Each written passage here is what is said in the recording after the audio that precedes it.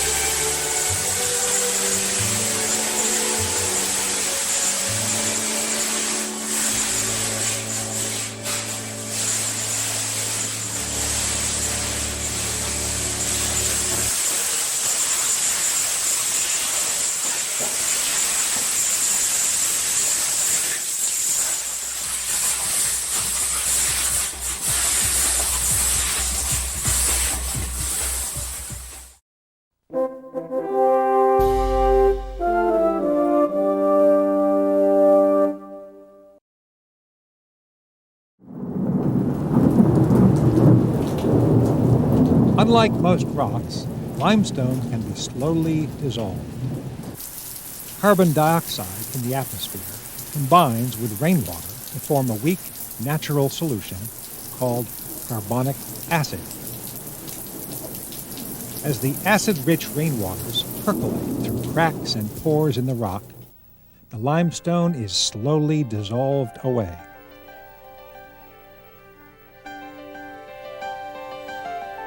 Given thousands of years, the small cracks, called joints, can be enlarged to open fissures that usually lead downward to caves.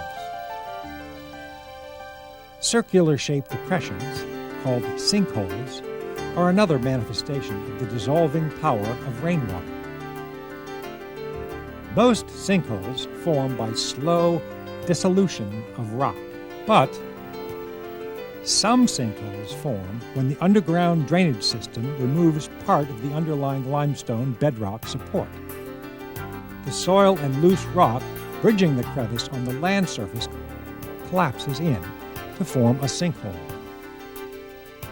In some cases, the carbonic acid can carve out enough rock to produce large underground caverns. As the water table slowly drops through geologic time, groundwater drains from the caves, filling them with fresh air from newly formed sinkhole entrances. Groundwater, rich in dissolved calcium, still drips into many Tennessee caves. Drip by drip, crystals of calcite are deposited to form a vast array of spectacular formations, such as stalactites and stalagmites. Tennessee Department of Environment and Conservation oversees sites that have the potential to contaminate groundwater or facilities that have already caused pollution. At these sites, monitoring wells are installed, and samples are routinely taken to ensure the protection of our underground drinking water supplies. In addition to high risk of groundwater contamination, there are other problems unique to limestone regions. In many areas of Tennessee, sinkholes are difficult to identify because they are often very long and shallow. As a result, homes are sometimes built within the sinkholes without knowledge of the potential danger of flooding. Areas that appear to be safe from storms during the dry season can be flooded after just a few inches of rain if the sinkholes drain slowly. Filling sinkholes with debris or trash causes them to drain even more slowly. Sediment runoff from construction sites can enter sinkholes, clog them, and increase the risk of flooding. If you add to this the increased amount of storm runoff from paving and development, the sinkholes that once handled drainage from storms now may fill rapidly and endanger property and roadways. There are ways to reduce the risks of sinkhole flooding. Stormwater retention basins can be constructed to hold back rainwater running off parking lots. To help reduce the risks of groundwater contamination, wetlands can be constructed in the basins. Cattails and other wetland plants are able to absorb heavy metals and other chemicals. One method to help sinkholes drain better is to dig them out and replace the soil with large rocks called riprap. Riprap can slow down the velocity of the water entering the sinkholes and help to hold back the soil particles and plant debris that could clog them. Another method of increasing the drainage rate from sinkholes is to drill a shallow well in the sinkhole bottom and construct slotted pipe above it. This type of drainage standpipe has the potential to increase the risk of groundwater contamination. Therefore, drainage pipes constructed in sinkholes should be lined with a sand filter to reduce the risk of groundwater contamination. Today, we've developed show caves, which are for tourists. But wild caves remain the realm of explorers and adventurers. Cavers need experience and technique to survive in wild caves. The payoff can be the thrill of discovery, of entering a subterranean chamber where no one has ever been before. No one knows the full extent of the world below. Caves have been found in nearly 120 countries. A few thousand have been explored to some degree, but these may amount to no more than 10% of the total.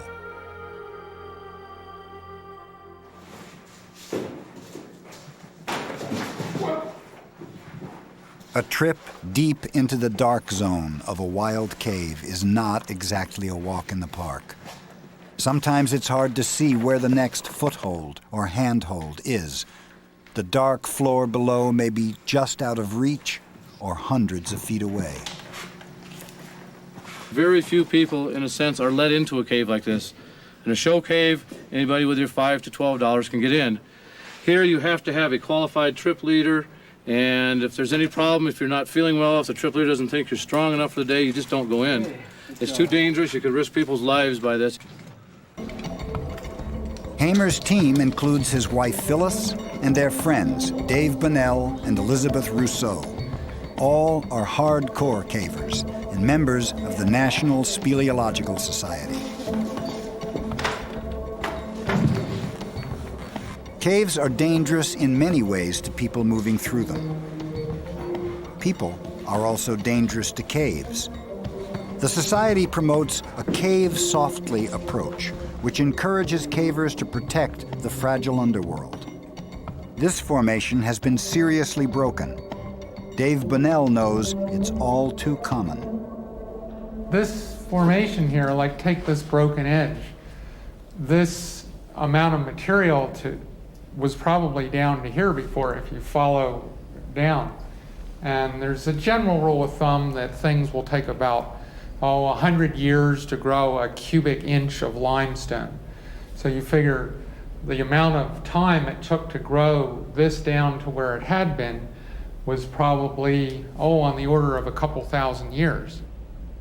Caves really have no way of protecting themselves, so basically we're going to have to do that for them. If cavers aren't careful, wild caves will take their revenge. The cave environment is unforgiving. Falling rocks, slippery ledges, bottomless pits, the darkness and the unknown lie in wait every step of the way. The pure danger isn't the thrill for me. It's just being in there and doing things that only 1/20th of 1% of the people on this planet are capable or even wanting to do. I like that.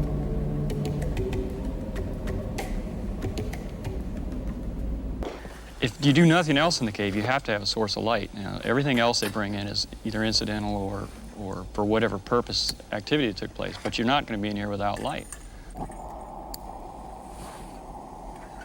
One of the questions archaeologists had was, how did the early natives see their way in the dark zone? The cave preserved the answer for them to discover literally everywhere.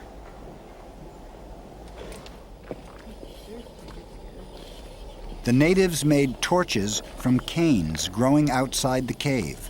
When the torches burned out, they dumped them and lit new ones. Centuries of burned-out cane torches lie on both sides of the trail. A little better than some places, an array of mostly cane, in other words, torch material, discarded or lost or accidentally dropped remains of one or more torches. Modern experiments show that a 3-foot torch of 4 or 5 canes will burn for 45 minutes to an hour. So what were they doing with their long burning lights? Mining minerals is one answer. This is sodium sulfate. It's one of the suite of sulfate minerals that we think the prehistoric people would have been very interested in. And if you put it in your mouth, it's definitely salty. Tastes like salt. The other thing it does, though, is it's a laxative. In the drugstore form, it's called Glauber salt. Mined by the natives and used as a laxative, the sodium sulfate produced artifacts. Well, the most important thing that you see here are these paleofecal deposits, human excrement that's really old. Without dating each one, we can't say for sure how old, but it's at least 2,000 years, possibly 4,000. After assisting in their creation, the cave then lightly salted the artifacts, helping to preserve them. Each one is a wonderful little array of data. It's a repository, a microcosm of a lot of information about primarily dietary, but also parasites. How healthy were these people? Pretty healthy is the answer.